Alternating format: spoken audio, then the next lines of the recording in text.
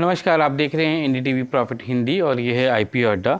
और आज जो हमारे आईपीओ अड्डा में जो कंपनी है वो आरबीजेड ज्वेलर्स हैं, जो कि अहमदाबाद बेस्ड कंपनी है। इनका आईपीओ जो है दिसंबर 19 को खुल रहा है और 21 को बंद हो रहा है। 95 टू 100 रुपीज़ का प्राइस बैंड है और 100 करोड़ ये रेज़ कर रहे हैं। और मेरे साथ हैं हरीश जवेरी, जो कि जॉइंट मैनेजिंग डायरेक्टर हैं कंपनी के। हरीश जी नमस्कार, एनडीटीवी प्रॉफिट हिंदी में बात करने के लिए। मेरा पहला सवाल आपसे ये है कि आप ये बताइए कि आपका बिज़नेस जो है वो कैसे बटा हुआ है और किस तरह से ग्रो कर रहा है। सजीत जी, आरबीजेड ज्वेलर्स जो है उसको समझने के लिए आपको उसका बिजनेस मॉडल जो है आई थिंक मैं आपको एक बार के लिए उसमें लाइट देता हूं। हम लोग रिटेलर है, होलसेलर है और जॉब वर्कर है। जब इस तीन पहलू को देखा जाएगा तब आपको फाइनेंशियली लगेगा ये तीन चीज है, बट एक्चुअली ये दो चीज है। एक है रिटेल और दूसरा है होलसेल। जस्ट बिकॉज कि हमको होलसेल के अंदर कोई एक क्लाइंट है या कोई क्लाइंट्स जो है वो एडवांस मेटल देता है because of the strength of RBZ, वो एक फाइनेंशियली वो आप एक जॉब वर्क मॉडल में भी देखते हो। But synergy wise there are two models, one is retail और दूसरा है होलसेल। सो यस, और हम लोग मेजरली जो है होलसेल प्लेयर्स है, जहां पर हमारा 80% वॉल्यूम जो है वो होलसेल से डिराइव होता है और 20% वॉल्यूम्स जो है वो आई थिंक रिटेल से डिराइव होता है approximately. So yes, this is a fair sense of RBZ that I have, मतलब जो मैं आपको देना चाहूँगा। ये बताइए कि आप अभी मार्केट में लिस्ट होने वाले हैं आईपीओ के बाद। आपके मार्जिन प्रोफाइल के बारे में बताइए कि होलसेल से किस तरह का मार्जिन आता है आपको और रिटेल से किस तरह का मार्जिन आता है।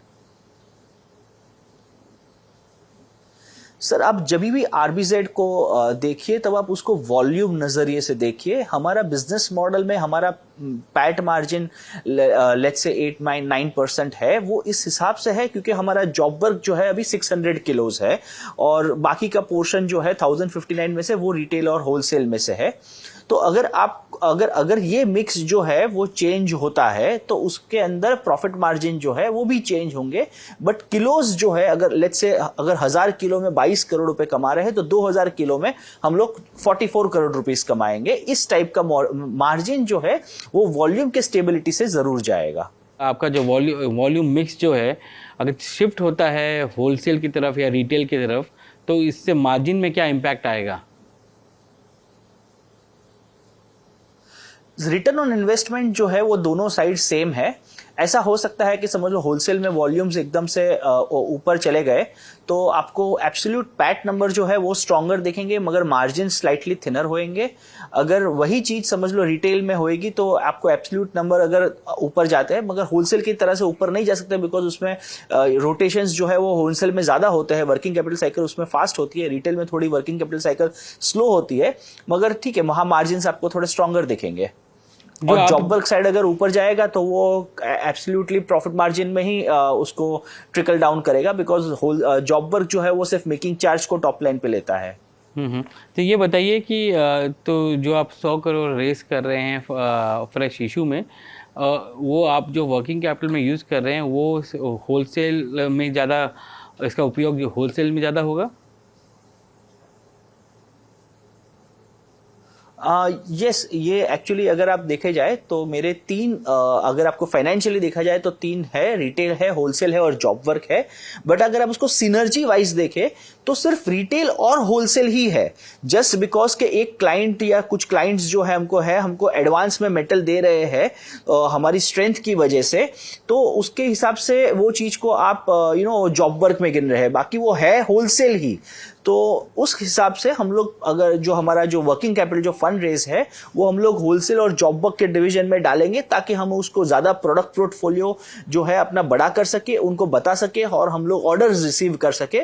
ऑर्डर रिसीव करने के साथ साथ हम एडवांस मेटल भी रिसीव कर सके और दूसरा ऑर्डर्स भी जो है जिसको आउटराइट पर सेल चाहिए वो आउटराइट भी कर सके।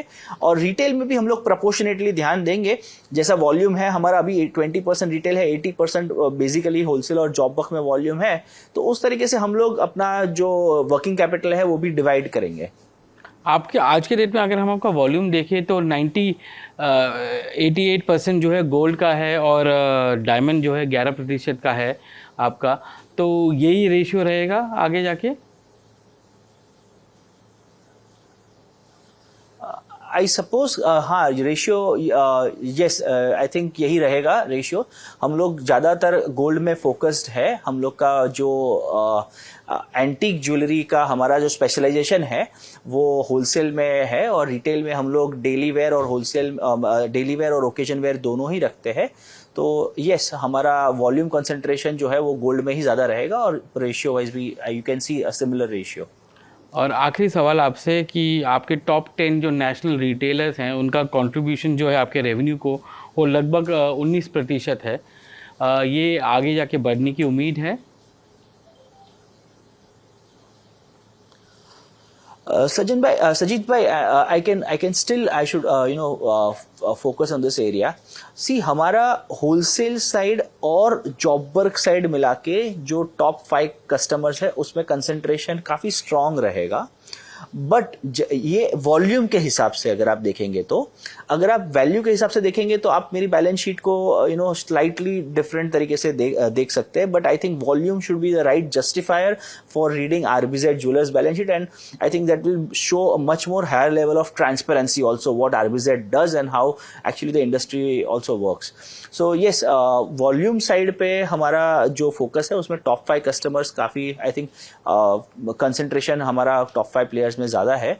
और आगे जाकर भी हम लोग ऑर्गेनाइज्ड मैन्युफैक्चरर्स है तो हम लोग ऑर्गेनाइज्ड रिटेलर्स को ही केटर करेंगे। और यस ये डीलिंग है इंडस्ट्री में कि ऑर्गेनाइज्ड रिटेलर्स जो है वो 40% है और ऑर्गेनाइज्ड मैन्युफैक्चरर्स जो है वो सिर्फ 15% है। तो ये डीलिंग की वजह से हमको क्लियर एडवांटेज मिल रहा है आगे ग्रो करने का, और हम लोग इसी डायरेक्शन में ग्रो करना चाहेंगे। हारिस जी, आज आप हमसे आपने बात की, इसके लिए धन्यवाद। आपका आईपीओ जो है दिसंबर 19 को खुल रहा है और 21 को बंद हो रहा है। 95 to 100 रुपीज़ के बीच का प्राइस बैंड है आपका, और आप 100 करोड़ रेज कर रहे हैं प्राइमरी इशू से। धन्यवाद आज एनडीटीवी हिंदी से बात करने के लिए और आईपीओ बनाने के लिए।